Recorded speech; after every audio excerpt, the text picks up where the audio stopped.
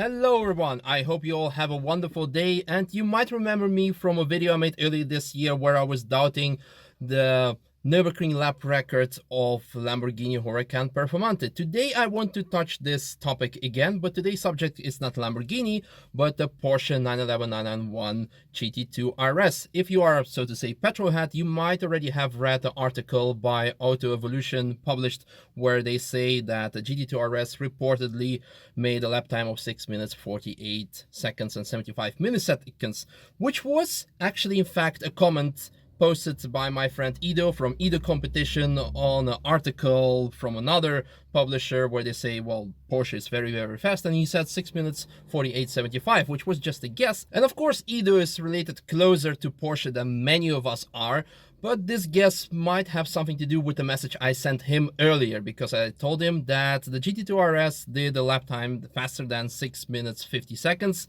because I witnessed this lap record attempt, and I'm gonna tell you more in detail than I told him.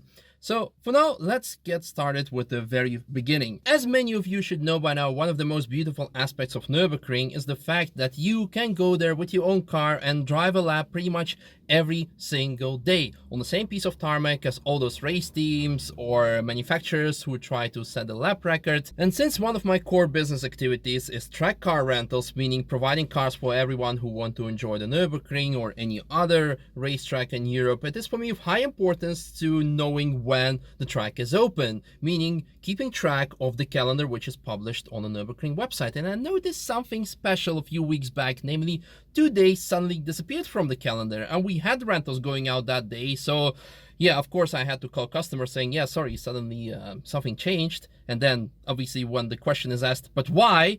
Well, the only thing I couldn't answer at that time is like, well, that means something special is about to happen. And rumors travel faster than any car around the Nürburgring. And one of the rumors was that Porsche was about to do something very special, very fast on those 2 days. And our lovely friend just gave us a small hint. The reason why apparently the track is closed for tonight's and tomorrow's TF is that Porsche wants to do something special, something fast, and no one knows what it is. And later on the first day of closure, it was indeed confirmed that Porsche was present at the Nürburgring. You can maybe see something from here. Well, this is definitely Porsche Motorsport truck. Lots of cars. After that, I went to T13, the corner section of the Nürburgring, which also has the start and finish lines of every Nürburgring lap record attempt. And I saw timing beacons right there next to it, so where my finger is. It's a timing beacon. And also a lot of people dressed in Porsche jackets. I can see also lots of people with red and white jackets, which is obviously Porsche. And once I saw the magnificent yellow GT2RS crossing the start line, it was pretty much obvious to me what we all been waiting for.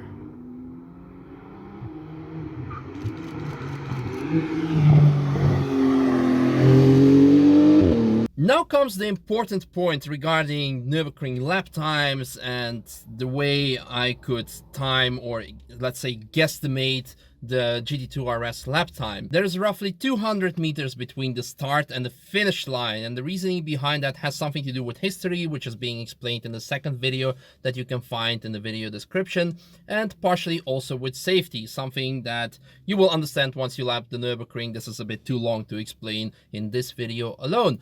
However, although you cannot see the finish line, you can still guesstimate the lap time, because again, you can see the starting beacon, the start point, but you can actually hear the finish line, and it's not when the car goes off the throttle. If you watch any Nürburgring lap record video, you will all see that once the car crosses the finish line, it will go slightly over the curbstone on the left side. Pretty much always happens, has something to do with the ideal line and track entry.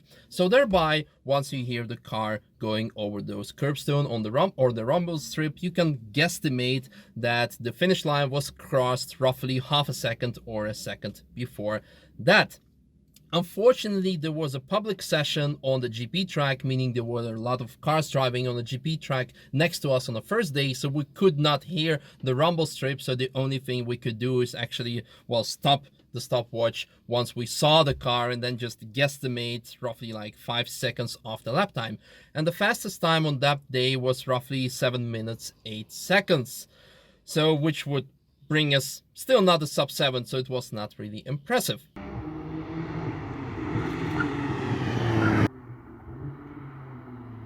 Something like that. However, as you all know, there was also day 2, and that also involved a lot better track conditions. Today the conditions are a lot better. The sun is shining a bit more strong, and thereby the concrete, the asphalt, the tarmac should be warmer, which is better for the tires. And the very first attempt on that day was already a staggering sub 7 minute lap, something which was already published by Dale Lomas on Bridge to Gantry. He's slowing down. Yeah. He's coming in. And after that, there were 3 more record runs per car because they were driving 2 GT2RSs. Allegedly, one was driven by Mark Leap and the other one by Walter Röhr, who were also responsible for the 9:18 Nürburgring lap records. Now, you all probably want to hear now, so which was the fastest? Well, okay, the fastest one was roughly 6 minutes 49. And I will explain again what I mean by roughly, because we have to guesstimate in this case. Okay, hereby follows a pretty weird way, but soon enough you will understand that it's the only way to explain you the GT2RS lap time of that day.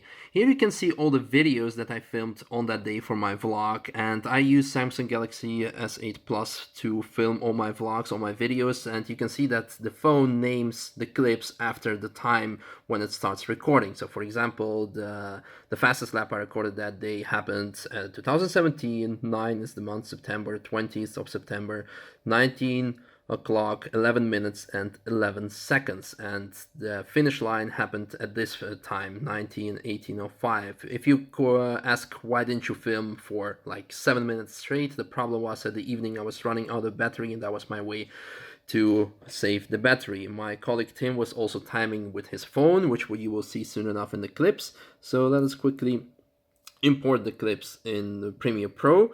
So here you can see again that the clip starts at 19:11:16, and here is the actual clip. Let me quickly show it to you. So those guys definitely are. Yeah. And the car approaches, and let's say, well, that's pretty much the start point. And in this case, that happens roughly more than 14 seconds after the recording. That means at 19 o'clock, 11 minutes and 30 seconds if you add the 14 to the 16. So at 19:11:30 the car crosses the finish line more or less and then continues for its way. Now for the second clip, we don't have the visual support of, in this case, car crossing the beacon, because beacon is somewhere like 200 meters down back the road, which we cannot see. But again, we can hear the rumble strip, so we just swap the clips. So the second clip happened on 19, quickly zoom in, yep, so 19:18:05, and the rumble, we can hear this is the marked point. So I'm just going to show you the clip one more time. So here, in this case, now I say now because I hear the car going over the rumble strip, and shortly after my now, Tim presses the stop button, which marks the time of 6 minutes 49 seconds and 18. But going back to my logic, so here, that's the rumble strip. You can hear it one more time, just listen closer. That's the car going over the curbstone. And then I say now, but that's not important for this time. What we need to know is just, here it goes over the rumble strip, and let's assume that the actual finish line happened somewhere here, which is, let me zoom in again for you guys, roughly 13 seconds after the start of the clip, which gives us the factual time of 19 hours, 18 minutes and 28 seconds. And if you subtract from that the total time of the first clip, that gives us a lap time of 6 minutes and 48 seconds. So whether it is 6:48 or 6:51, it is definitely faster than Lamborghini Huracan Performante, which is in this case the most important thing for Porsche to prove. And probably many of you gonna ask, so what's up with the P1 LM then? Well, Yeah, P1 is without a doubt a very fast car and is in fact even faster on Nürburgring than the 6 minutes 43 that they set. Because just a side note, the circumstances whereby the P1 lap record was set were very, very special. In fact, it happened on a track day and they only had one lap to set a lap record. So no warm-ups, no tire warmers, nothing. And you can actually see that in the beginning of the lap, the car is struggling with grip. Kenny Bragg, the driver of P1, is making a small mistake at the Adenauer Forst. And finally, on the main straight, at the end of the lap, you see another car from the track day driving on the track, which is being blurred out. So, in fact, the car is faster, and I praise McLaren for that. But it can be actually faster than 6 minutes 43. However, the important point here is the question, what can you consider as a production street legal car? Of course, P1 LM is a street legal car, but the base of it is a P1 GTR, which is then after that modified by Lanzante. And there are only 5 of them, plus 1 additional prototype, so in total 6.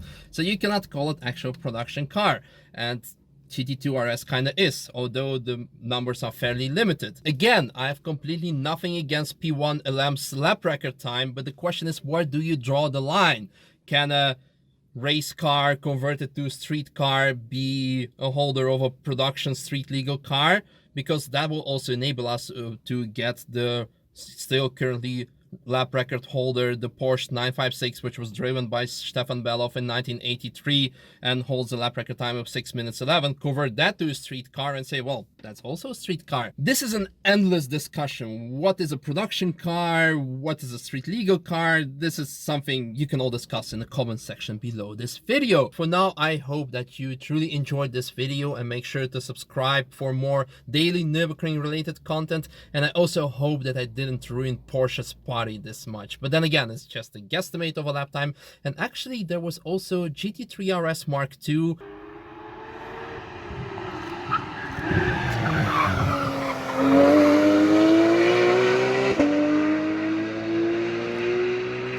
And the next generation 911, which is supposedly called 992.